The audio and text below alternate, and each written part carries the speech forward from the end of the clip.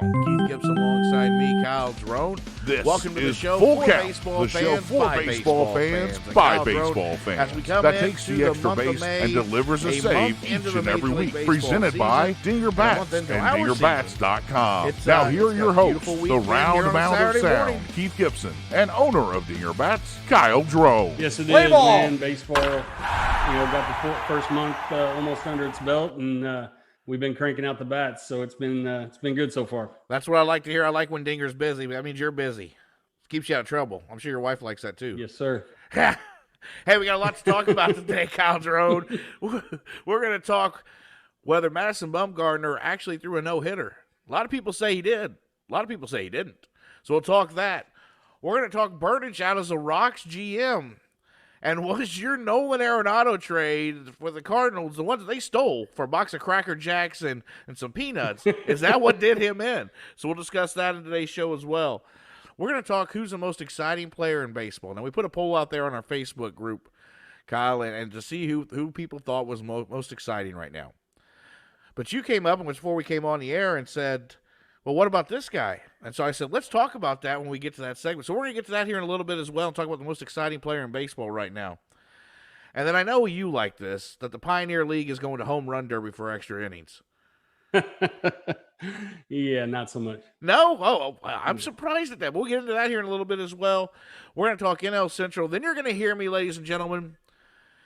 I'm going to get a little real with you because we're going to talk Chicago Cubs, and we're going to talk whether it's time to do a full-blown rebuild. And I'm very opinionated on it right now because I'm not happy about what's going on the north side. But we'll get to that later on the show. We'll have our triple play trivia, and, of course, on this date in baseball history. But let's get started like we do each and every week here on Full Count by going around the horn. And Kyle Drone, last week, Madison Bumgarner, pitching for the Arizona Diamondbacks now, pitched the second game of a doubleheader. A 7-inning doubleheader now by Major League Baseball because that's the rules for this year. Mm-hmm. But throws 7 innings of no-hit baseball. In your eyes, is that a no-hitter? Yeah, I mean, if they're going to deem a 7-inning game an official game, and he went the full 21 outs, that's a no-hitter. I don't know how the stat guys want to do it, if they want to make it an asterisk type thing, but, I mean, it's not his fault he didn't get 2 more innings. You know, he said after the game that, everything was working for 7 innings. Someone asked him, do you think it would work for another 2? He said, well, it worked for 7. I don't see why it wouldn't work for another 2. But there's a lot of what-ifs. Sure. There's a lot of what-ifs in that. We've seen a lot of guys get to 8 2/3 and get something broken up. It's right. So to me, I don't see it as a no-hitter. And per the Elias Sports Bureau, a no-hitter needs to be at least 9 innings in order to be official. Mm-hmm. Now, there have been multiple times, 26 times to be exact, since 1901, where a game was either called by weather or it was called it was shortened because of some reason or not. Mm-hmm. But you think this should be since it was an official game, that it should be a no-hitter? Well, I mean, if they're going to change the rules, then I feel it's only fitting that you change the rules on the no-hitter for this instance. See, I see both sides of this. I do. Yeah. I do. Because it's not his fault that Major League Baseball went 7 innings for doubleheaders. Right. Which takes us back to, why did they go 7 innings on doubleheaders anyway? What is the point of making that distinction this year? It makes no sense to me. I think it's more for them to double up more games and have more off days for the players, and not have them, doing the whole 18, wasting, exhausting pitching staffs, things like that. I don't know the exact reason, but that's what I kind of think in my mind when I see the reasoning. And I see that. I think it's a very good point for that reasoning too, and I think that's a lot to do with it. So in that instance, I see the side where, yes, you can call it a no-hitter. But at the same time, if you're not going to call the games that have been official games, because of rain or weather, because they've got called, but they've been official no-hitters, then I think you got to put an asterisk by this as well. Like, but the rules back then weren't 7-inning games. So Yeah, I can see the asterisks, but I mean that when you bring up asterisks, the first thing I think of is Roger Maris is 61. When he broke Babe Ruth's record, he did it in more games than Babe Ruth did because the season was longer when he played. So Right, moving from that asterisk was 154 to there. 162. Right. So that asterisk was there for so long, and then finally dropped off, and they recognized him as the home run, the single season home run king. But so if you're going to change the rules one way, I feel like you got to change them all the way. By the way, if you haven't watched Billy Crystal's 61, it's a great movie. Make sure you can find it somewhere on YouTube or you'll find it somewhere because it is a fantastic movie, especially if you're a baseball fan, and tells a great story. Actually watched it last night. Did you really? Yeah. I haven't watched it. Out of nowhere. It's been a couple months since I've watched it, but it's one of my favorites. Yeah, it's been more. I mean, it may have been a year since I've seen it. My wife was flipping through, and she said, "Man, we haven't seen this in a while." So she flipped it on, and we watched it. I tell you what, that's a good wife right there. That's a yes, good it wife. is. Hey, so the last time something like this has happened, it's only happened 26 times since 1901, a shortened no-hitter. So the last time was in 2006. Devon Hansack, who was perfect through 5 innings, except for 1 walk, against the Orioles at Fenway on October 1st, had to still go through a 3-hour, 23-minute rain delay. Mm-hmm. They call the game. Guy has a no-hitter. Right. Doesn't have a perfect game, no-hitter. But it's a game, but his still has an asterisk. They don't consider it a no-hitter either. So if that's not a no-hitter and it's a official game, I have a hard time saying Bumgarner's is.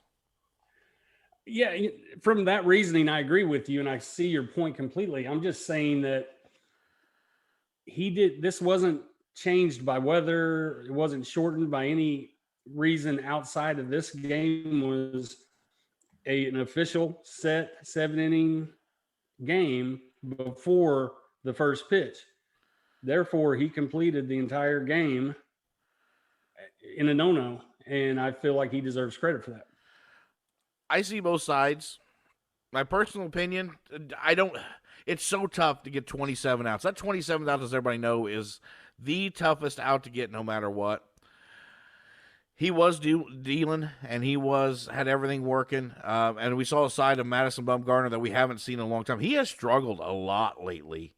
To see him pitch like this is great, and hopefully it gets him back in the swing of things because he's one of the best pitchers and probably one of the best postseason pitchers of this generation. Do you agree with that? Yeah, he's definitely tough in the postseason, and grinds it out through the season. He's a workhorse. He's one of those few guys that goes 6-7 innings every game, where now it's almost like every pitcher's 5 and out, no matter what.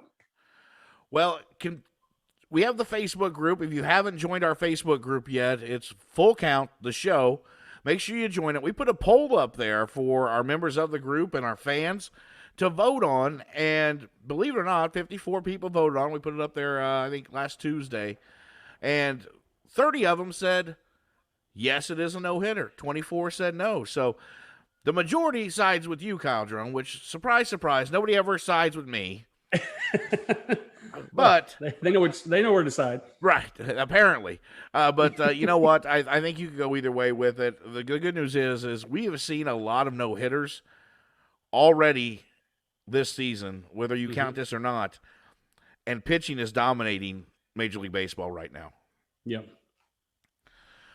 Speaking of dominating, the Cardinals dominated a trade in the offseason with the Colorado Rockies. And it could have been the nail in the coffin for the Rockies GM. Jeff Bridich, whose tenure with the Rockies was ended this week, they announced Monday that they mutually separated, Kyle Drone. When you hear mutually agreed to separate, what does that usually mean to you? I mean, it can mean you were let go. It can mean you quit. Maybe they didn't see eye to eye on the future of the Rockies. And maybe it was the last straw when they, did the great trade of Arenado to the Cardinals. They got a lot back there. Yeah. And money to help. Yeah. So, but I got to believe ownership, he didn't do that without ownership having final say. So I just feel like, he was there at 18 years? 17 or 18, yeah. 17. I mean, that's a long time with any organization, longer than most as a GM. And maybe he just felt like it was time to move on. Maybe they both, like I said, maybe it was a mutual decision that he had an idea about what he wanted to do and the ownership wasn't, willing, or vice versa. And, they went their separate ways. Here's what it says to me when when the news comes out that they don't have a interim general manager lined up. They aren't going to hire one until after the season. That this was an ownership decision that just said, okay, we're not winning. This isn't working. Very well could be. That we're just going to part ways now. We'll figure it out as we go. This is the same organization that was just awarded the All-Star game here this season when it was taken from Atlanta. It's not a good look. Do I think maybe it is time that you get some fresh ideas and somebody fresh in Colorado? Without a doubt, I do, because they're a team that they haven't seemed to be able to get over that hump at all. I know you're playing at Coors Field, but that's really no excuse. I mean, they just haven't been able to put everything together. So I think he'll find another job somewhere, without a doubt. Yeah, I think he'll be fine. I mean, he'll find something, but from an ownership standpoint, the reason I'm not sure that he was let go is why do you do it mid-season if you don't have anybody lined up? What even if you do have somebody lined up, they're not going to be able to flip their season around, mid-season. So why not let him finish it out? That's why I feel like it was more of a mutual thing. Obviously, we don't know, but well, we will never know. That you're exactly right, but it's crazy to me that, and you made a great point that you're not going to flip around a season now. You had the off season to try to make something work, and you shipped one of your best players over to St. Louis for a box of Cracker Jacks and a pack of peanuts, and gave him $50 million so they could make sure that they're comfortable paying his salary. Still, this trade is going to be one of the most lopsided trades I've ever seen in baseball, hands down. Yeah, Cardinals have a funny way of making those work every now and again. Every year it seems like. Mercy. But, the Rockies are a team that I think they can't contend, but they're just in a tough division too. Right. I mean, you're sitting there with the Dodgers on top of that division right now, a Giants team playing crazy good. Way much above better. Right. Yeah, way above where they should be. You've got a Padres team that's right around 500 that's not playing good baseball yet, but I think will. Mm-hmm. You got a Diamondbacks team who is going to be competitive. So that leaves you at the bottom. Right. And you don't have the talent to do anything there. So it'll be interesting to see which way they go, see who they hire as a GM. Right. Who wants that job? Right. Who does? That's a great question. Who does want that job? Because if I'm coming in as a GM, I'm cleaning house. I am cleaning house and starting fresh. Right. Unless you can find a young guy that wants to, just do what the ownership wants and just be quiet and sit in the office and do what he's told. Well, that's true too. But if I'm a new GM in Colorado, I want Trevor Story to stay put because I want to build around Trevor Story. Period. Right. Yep. Period. So it'll be interesting to see what the Rocks do and who they hire as an interim GM moving forward, and maybe the interim GM becomes the full-time GM at the end of the season. So we'll take a quick break. We're going to come back, and we're going to talk about who is the most exciting player in Major League Baseball right now. We've thrown it out to our fans and listeners via our Facebook group. Don't forget to join that. And then we're going to talk the Pioneer League, which Kyle kind of said, not a big fan of this, but going to home run derby and extra innings. So we'll dive into that right here on Full Count after these messages. Today's episode of Full Count is brought to you by Ford of Tuscola. Check out the all-new Ford of Tuscola. It's a small-town feel with great big deals. Pre-owned vehicles starting at $24.95. Online at FordofTuscola.com or call 217-253-3353. It's now time for Full Count Triple Play Trivia. Today's Triple Play Trivia question is, who was the first pitcher to repeat as Cy Young Award winner? Once again, today's Triple Play Trivia question is, who was the first pitcher to repeat as Cy Young Award winner? Stay tuned to later in Full Count for today's Triple Play Trivia answer.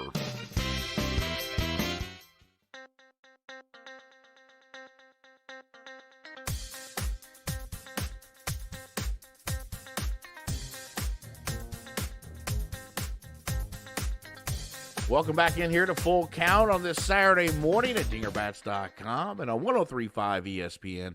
Keith Gibson alongside me, Kyle Drone, as we talk baseball right here on Full Count each and every Saturday for you. We appreciate you tuning in and listening. Or you've downloaded the podcast on Apple iTunes, Spotify, Google Play, Amazon Music. You can tell Alexa to play Full Count, and she will. She just likes us that much. But Kyle Drone, that's all exciting news, but we want to know who the most exciting player in Major League Baseball is right now. We threw it out on our Facebook group. Once again, if you haven't joined, make sure you do that. We asked everybody, is it Shohei Ohtani? Is it Fernando Tatis Jr.? And you're saying there may be a third guy that you'd throw in there. Yeah, there might be a fourth and fifth, actually, the more I've thought about it. But let's stick with the poll question first. Okay, the poll question, and the majority said Shohei Ohtani is the most exciting player in baseball right now, and that is hard to disagree with, honestly. I mean, he's the first guy since Babe Ruth to lead the league in homers and start a game on the mound. Yeah, absolutely. When they first talked about him coming over and doing this, I was like, come on, it's a sideshow. What are they trying to do?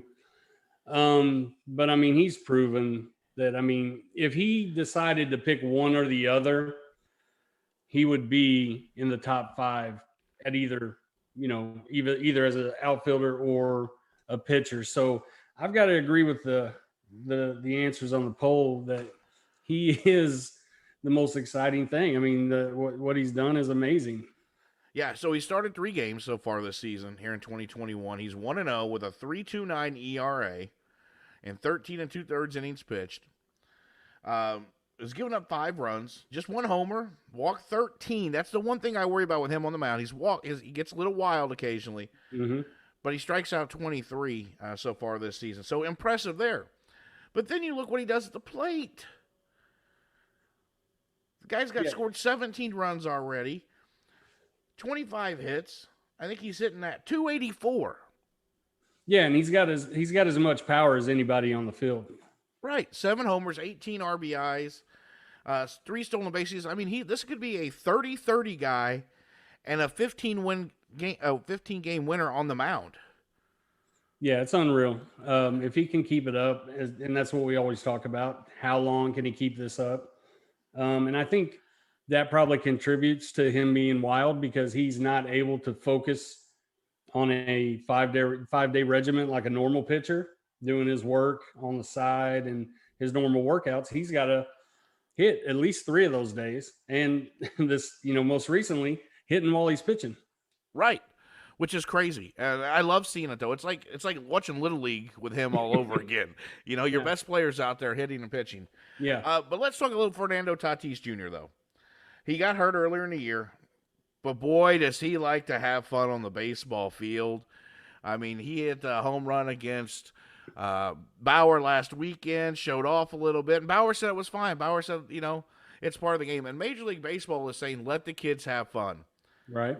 Is he having too much fun, though, Kyle? Well, there's no such thing as too much fun, but, Bauer, as vocal as he is about everything, he handled it the right way.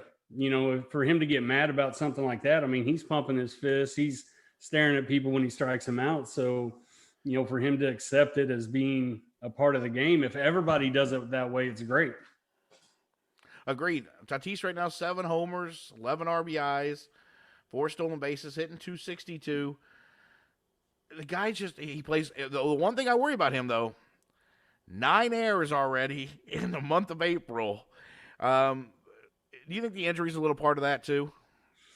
It could be, and it could be the fact that he gets the balls that other shortstops don't, and they become errors because everybody expects him to make a routine play, and, most guys aren't even getting to it.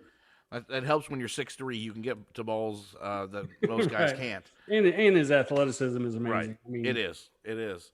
So who are some other guys that you think are very exciting right now and could almost be in that upper, say, top 5 echelon of exciting players to watch right now in 2021? well, no doubt, Trout's always, and he's off to the best season he's ever had, which is hard to even fathom that this is his best start ever. Where is that going to carry on to?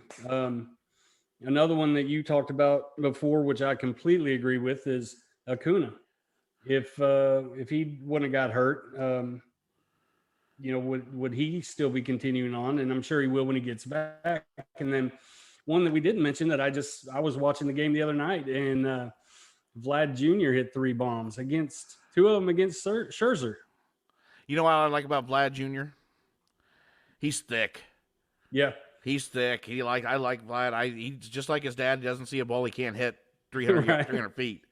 Yeah, Let's go back to Trout a little bit. And we'll touch base on Acuna Okay. Jr. and Guerrero as well. Mike Trout, you said, is having the best year of his career. Now, we talked, I think, one of our either our first or second show here when we came on, about Trout and how he said that he saw something in his swing in the offseason that he needed to fix. Right. The guy hit 281 last year, 17 bombs, 46 RBIs in 60 games. He's hitting 420, Kyle Drone. 420. Mm-hmm. I don't know if he got great surgery in the offseason or what he fixed, but mercy. He is hitting everything and getting on base, and it is amazing. He just keeps getting better and better and better every year.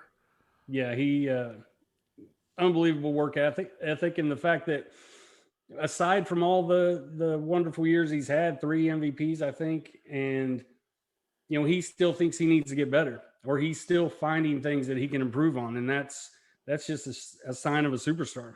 Yeah, 3-time MVP, Rookie of the Year, and an 8-time All-Star, and wants to get better and get better and get better and be the best. So my question for you is, maybe fans don't see him as the most exciting player, because a lot of fans, especially here in the Midwest on the East Coast, don't get to watch him unless you've got, MLB subscription to watch the games on the West Coast, or if you stay up that late. But most adults who have jobs usually are in bed by the time he plays. Yeah. But is he the best player of this generation, hands down? For me, yes. He's the next Mickey Mantle. The only thing he doesn't have is the championships. Exactly, and I think he'll get there this year. The Angels are a much improved ball club. They're making strides. They're getting some help, and so let's hope that happens.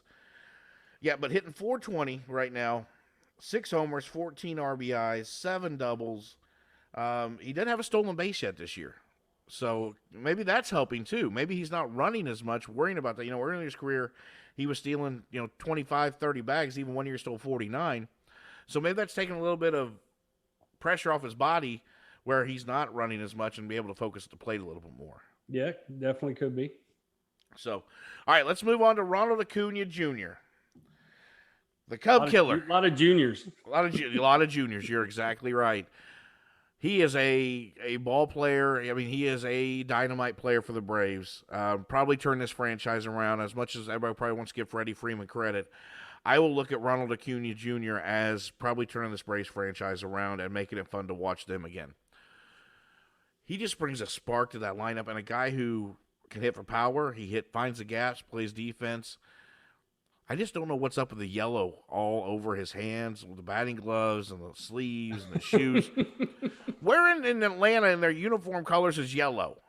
They used to have a little bit of yellow around the Braves tomahawk and the Brave lettering. It wasn't quite that bright, but yeah, there is a little yellow in there. What do you love about Acuna?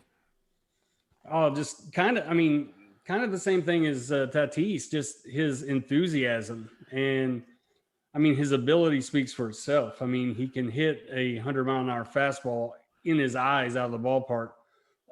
Speed that not many players have. And, he loves the game. And I think he truly wants to get better. He's young.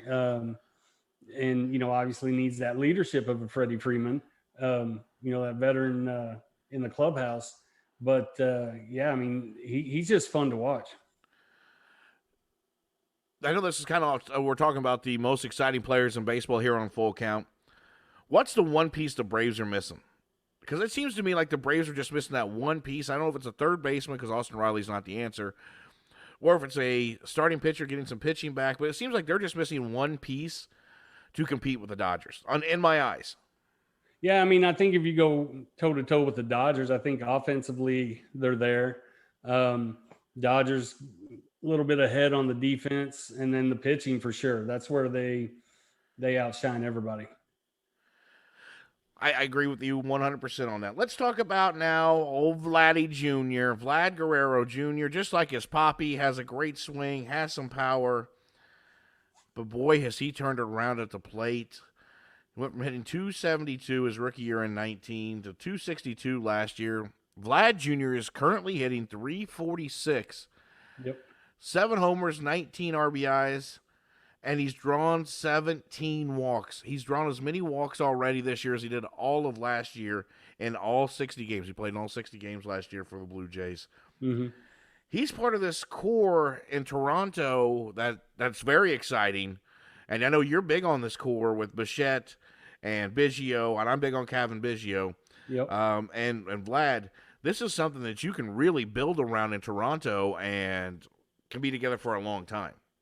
Yeah, I think so. And I think what may be helping Vladdy too is taking the focus off of him at third and moving him over to first, letting him focus a little more on his bat. I mean,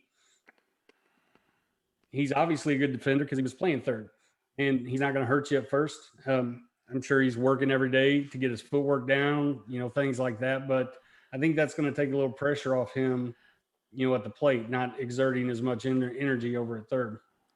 I agree with you on that. I think that's a good spot for him, and I'm sure he'll probably DH some as well. But, yeah, those 5 guys right there, if you're a baseball fan or if you have a youngster, let them watch those guys play, because that's the type of guys that you want to mold your game after. If I have a son now, I'm going to show him guys like Vlad Jr. I'm going to show him guys like Acuna. They're having fun, and that's what baseball is all about, is having fun playing baseball. Absolutely.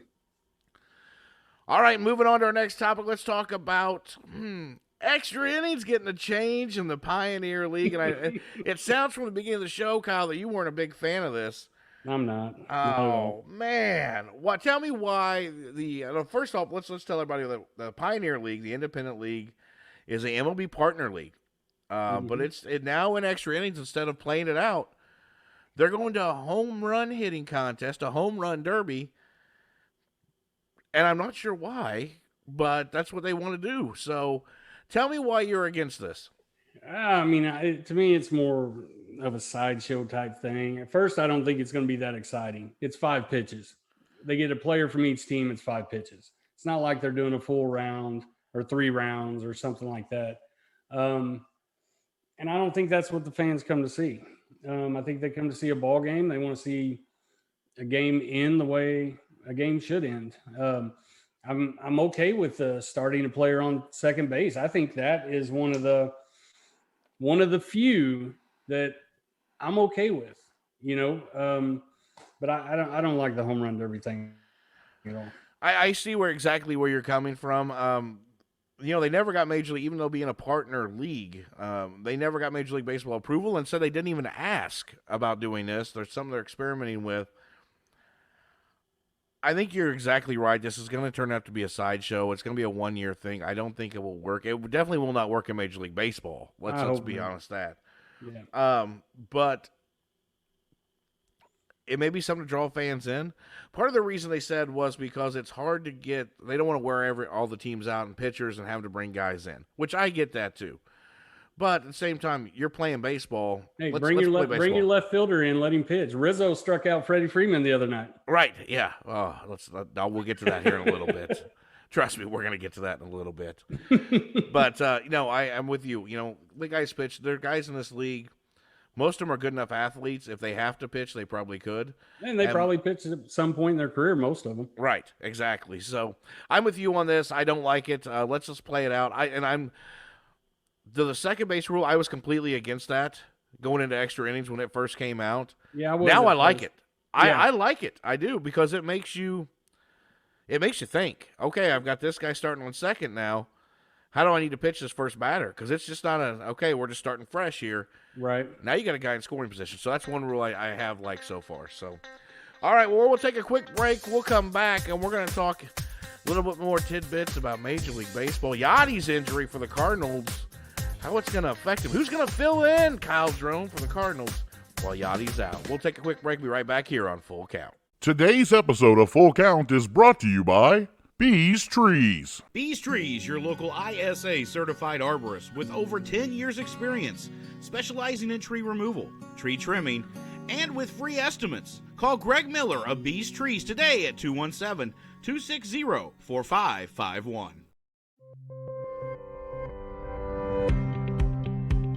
This is Full Count on this date in baseball history. On May 1st, 1920, Babe Ruth hits his first home run as a Yankee as New York beats Boston 6-0 at the Polo Grounds.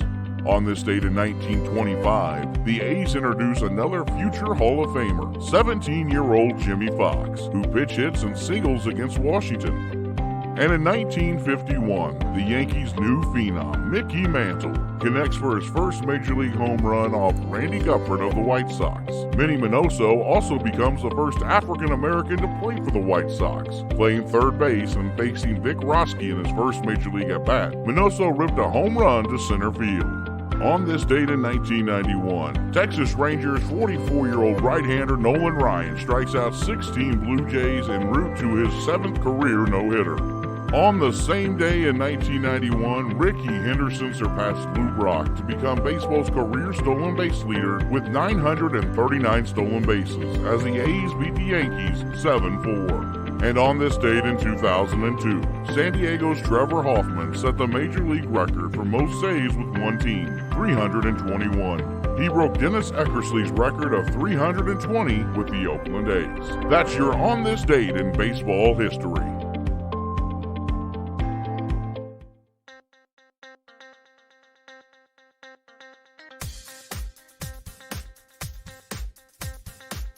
Welcome back to Full Count. Keith Gibson alongside me, Kyle Drone. Don't forget, if you miss any of today's show, you can always download it at dingerbats.com, or you can go to Apple iTunes, Spotify, Google Play, Amazon Music, Pandora, Podbean. We're all over the place. Make sure you just find us at wherever you download your favorite podcast at. But Kyle Drone, let's talk about your St. Louis Cardinals. Boy, they took a hit this week. Had to put old Yachty on the shelf, 10-day DL or IL, because of a foot injury. Let's talk about. They're hoping it's minimal, and let's hope it is, because I like Yachty. I do. You have to respect the guy. Mm-hmm. But if they're without him for an extended period of time, what's that do to that pitching staff that's already kind of struggled a little bit, and what's that do to the team morale? Well, I mean, even if he's out, he's still in the clubhouse. He's still in the dugout. So he's still going to be there with his veteran leadership. So, yeah, I mean, it may affect some of the pitchers' comfort zones, working to different catchers. But, these are big league catchers. They've all caught them in spring training. They're not completely foreign to them. So I think it'll be some adjustments, but they're pros. You got to step up and work through those things. And, I think it will be a little bit of an effect to them, but hopefully nothing long term. And I mean, obviously, hopefully Yachty's just off for 10 days and he's back, but we'll see. Yachty off to one of the best starts of his career, through 19 games, hitting 323 with an OPS of over 177 right now. So, yeah, I mean, 5 homers. I mean, the guy's doing it all in an age 38 season. Yeah. It's like he doesn't age, but he just swings a good bat. Yachty's the type of guy that if there's a game on the line, I don't want to see him in the on-deck circle. I don't. No, he's a big game player, clutch. And, that comes, with experience and leadership. And definitely be missed. Hopefully it's just 10 games. What do you know about the 26-year-old backup for the Cardinals, Andrew Kanizer? I know he was pretty highly touted a little while back. And, he's in a tough position. He's stuck behind Yachty. So, I mean, the kid definitely has potential. Great catcher, great bat. Let's just see if he can put it together over this span. When they put Yachty on the IL, they called up the Cardinals' 24th ranked prospect, who was acquired in the offseason, Ali Sanchez. Now, if I'm the 24th ranked prospect, and I've got Yadier Molina right there at my disposal, I am picking brain every single day that I can and learning everything I can from Yadier Molina. Absolutely. And I'm sure that's what he's doing as a young catcher coming up. There's nobody better to learn from. Not you, not me. No, we No, don't rank that high. Depends on what we're ranking. Well, that's true. True. Cardinals also put Wainwright on the shelf this week because of COVID protocol. He's just going to miss a start, it looks like. And they also put Andrew Miller on the IL this week. Andrew Miller, has he been kind of a disappointment for Cardinal fans? I wouldn't say a disappointment, but the way he played in Cleveland, when we got him, man, I thought he was just going to come mow him down, and he struggled a little bit, and I don't know why. I don't know if it's a change of leagues or if he changed up his mechanics or, lost something, who knows, but he's definitely, I've seen him go out and show signs of dominance in the past, but it's just not been consistent. Yeah, he signed a 2-year, $25 million deal back in 2019, and he's earning $12 million this year on a club option. But it just hasn't really – I don't know. When they signed him, I thought, man, they're getting a elite reliever in the back end of that bullpen who could close games or set up and set up for Hicks, who's going to come back soon, I saw as well this week.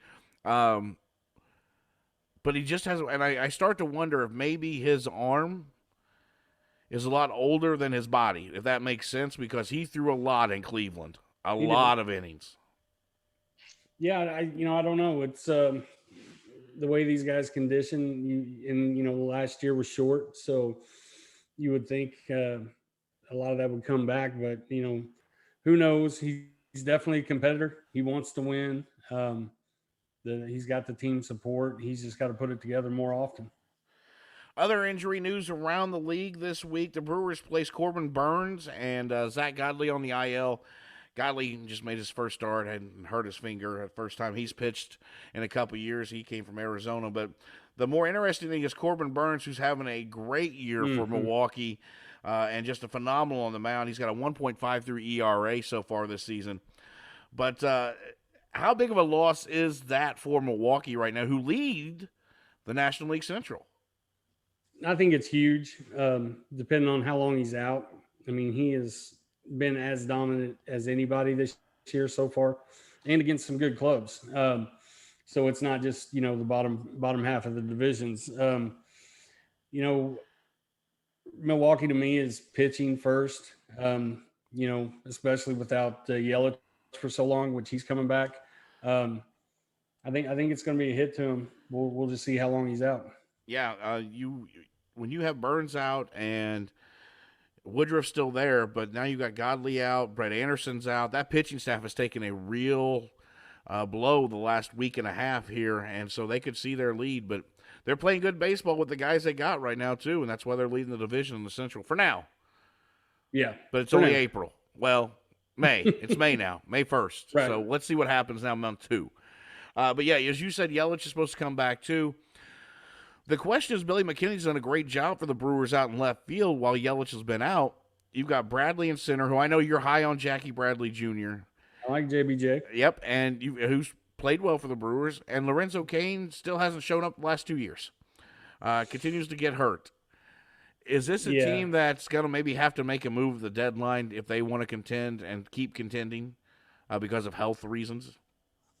Yeah, obviously it depends on where they're at pitching wise when that time comes. I if they manage it properly, I don't think they need to, at least at the pitching, like at the starting pitching. But it really just depends on how far they're back at that point, how far the Cardinals are ahead of them. Well, we know who's not going to be ahead of them. I'll get to that here in a little bit. Hey, other good news around the league and some transactional news. especially for Dinger Bats. The Rockies select Matt Adams this week. So Matt Adams back in the show playing for the Rocks. I'm going to get some time there, the 32-year-old, and good to see him. I was a big fan of his when he played for the Cardinals. What they call him, Big Country? Big Country Matt Adams? Big City, whatever. Now he's thin. He lost all the weight. But no, great to see him back in the show as well. Other things around the league that's taken place. The Brewers did select Jordan Zimmerman, so maybe they get a little bit of back there. Let's see if Jordan Zimmerman can find what he had in Washington before he signed a big contract in Detroit. I don't think that'll happen, but who knows. And the other news, let's talk about the South Side of Chicago real quick. I don't know if you've caught, but Michael Kopech has been up for the Sox and made a couple of starts and looked tremendous. Luis Robert now on the IL for the Sox. Jimenez out. The Sox are still my pick. I think still going to make a run. And I was listening to 670 The Score this week, and they were talking Sox. They're saying maybe Tony La Russa only there a year if he makes it through the year. Do you think Tony makes it through the year? I was thinking, I'm like, well, this is a question I got to ask Kyle Drone. I don't know. You were the one. I was questioning how he would fit in the modern players, system or whatever. And you were saying that's exactly what they needed. So I guess I'm gonna throw it back to you. And you. Well, okay, I'll tell you. I think you were right at the beginning. Boy, I hate saying you're right. I do. But yeah, I'm not sure he's the right fit in Chicago with this group of guys. They've got some talent up there, and I hate to see it go to waste for somebody who doesn't understand where the game's going. Yeah, and don't get me wrong. I mean, for his day, Tony La Russa was the manager, and not because he was just with the Cardinals. I mean, he did it with Oakland before he came to St. Louis, with the White Sox previously. Before that, he made a name for himself, didn't win, but, learned a lot about the game, and he's still that old school hard-nosed manager, and I just don't know that it fits in today's players. I'm starting to think maybe it doesn't, but let's hope everybody can get healthy. That's kind of a trip around transactional injury news around the league. We'll take a quick break, and we're going to come back and talk. We're going to talk the north side of Chicago, ladies and gentlemen, because as much as Kyle Drone loves the Cardinals, I love my Cubbies. I'm going to tell you my thoughts. Are you going to be okay? I might get a little heated. I might get a little heated because we're going to talk about what's going on after consecutive losses, consecutive shutouts, and then Anthony Rizzo on the mound. So we'll take a quick break, come back here on Full Count, and we'll talk north side of Chicago.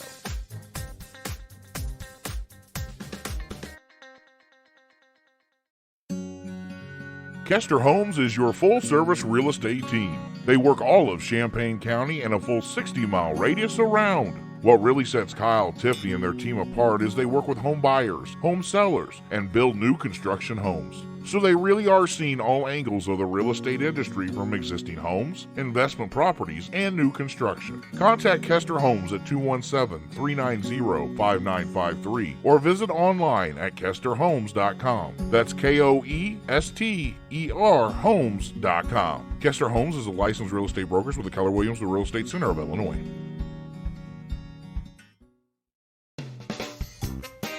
It's now time to find out today's Triple Play Trivia answer. Today's question was, who was the first pitcher to repeat as Cy Young Award winner? The answer? Sandy Koufax of the Los Angeles Dodgers. Make sure to join the Full Count the Show Facebook group for your chance to win weekly prizes, including Full Count t-shirts and hats. That's today's Full Count Triple Play Trivia.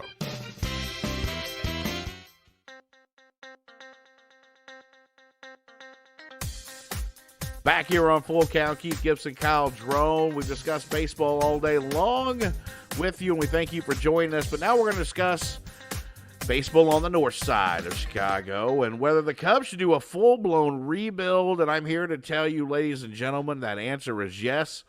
And if you're a Cubs fan who thinks I'm wrong, 2016, ladies and gentlemen, was 5 years ago. You have to get over that. We won it, but it's not been good since. So, Kyle Drone, let's talk about this a little bit. We saw Anthony Rizzo pitching the other night, struck out Frederick. But it's gotten that bad. Losers of 5 consecutive shutouts. They've had more shutouts already this year than they did all of last year. It's not good on the north side, and even though I picked them to win the division, I had to. I couldn't pick the Cardinals. Got a gun to your head, huh? Yeah. But it's not good on the north side. Are you in agreement with me here that it's time just to do a full-blown rebuild? Yeah, man. I mean, they've got what seems to be good talent, and it's just not working. I don't know if it's the loss of Theo, the addition of Rossi, or what it is, or maybe everybody's just needs to go separate ways. Let me tell you what it is, Kyle Drone. It starts with the Ricketts and ownership. And then it works its way down. Then you lose Theo. Theo wants out. Theo got you a championship. Theo wants out. Now Jed's in there. Jed Hoyer, your president of baseball operations. Jed wants things his way. Right. You've got a cap and they aren't spending money. So you've got all these superstars in Contreras, Bryant, Baez, Rizzo. You've already let Schwarber go, a guy who produced a number of years, part of that core. You've already let him go. Mm-hmm. You're not going to be able to sign all these guys back. Ladies and gentlemen, if you think Chris Bryant's going to sign back with the Cubs, they're going to sign him, who's having one of his best seasons he's had since his MVP year. Right. I don't see it happening. Chris Bryant's going to go after the money, and the Cubs aren't going to touch it. Right. They've already lowballed Javi Baez on an extension offer, and Javi said doesn't want to walk, but Javi's going to go after the money too. And I'm here to tell you as a Cub fan, I'm watching this team day in and day out for the last 30-plus years. Javi Baez is not worth $160 million, ladies and gentlemen. There's too many holes in his swing. Is he great defensively? Yes. But he is not a $160 million shortstop in my eyes. Right. The guys they should keep, Wilson Contreras, because you don't find a catcher like that very often, who can hit for power and play defense like he does, and Anthony Rizzo, because he is the franchise and has been there since day one. Yeah, I'd probably agree with you 100%. Those aren't the people you want to put your money in. Obviously, I think the relationship with Bryant was severed long ago. You know what I mean? Oh, without a doubt. And he's just looking to get out. He's, if he puts up the numbers, he's going to get paid. Javi will get paid. I don't know if it'll be $160 million, but he'll get paid to go elsewhere. And all these up and comers, I thought that you were going to build around, with Ian Happ and Schwarber and Nico Horner, and now you got this kid Ed Howard. He won't make an impact right away, but he's very promising. It's going to be a while, so now's the time to restock your minor league system and get some solid players to get you through for now, and see if you can develop. This pitching staff that was completely disassembled, besides Kyle Hendricks, he said after his start on Wednesday night that he doesn't know where to go from here. He's given up home runs left and right. He's given up 10 already in the month of April, 7 to the Atlanta Braves. He doesn't know if he's tipping pitches or what. Kyle Hendricks is a good number 2 or number 3. The reason Kyle Hendricks was so good was because you had Arrieta and Lester, guys who threw hard and knew how to pitch, in front of him. Mm-hmm. Then you had Yu Darvish last year, second in Cy Young Award voting. He's shipped out. Lester's gone. Now it's all on Hendricks' shoulders, and you've got guys behind him, and no offense to those guys behind him, but those aren't the caliber of pitchers you're going to win a division in the National League with. Right. So that starts with management, front office management. There's nothing Rossi can do. But, ladies and gentlemen, I'm telling you right now, as a diehard Cub fan, it is time for a rebuild, and you're going to see that happening. That's what they are building to. That's why Chris Bryant is playing the outfield. It's not because Jock Peterson is out. It's because they're showcasing him for other teams to show that he can put up numbers and still play third base or the outfield. He will be gone by the deadline. Really? Okay. That's where I see it, Kyle Drone. That's what I think is going to happen. I think it'd be good. Once again, I'm just going to say it.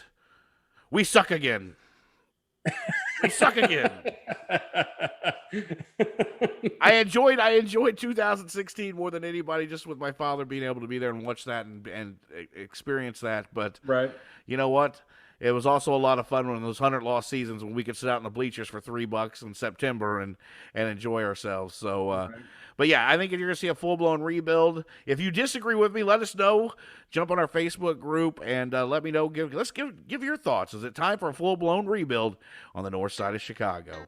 Hey, we're going to take a quick break, come back, and we'll make the call to the bullpen and close up the show right here on Full Count.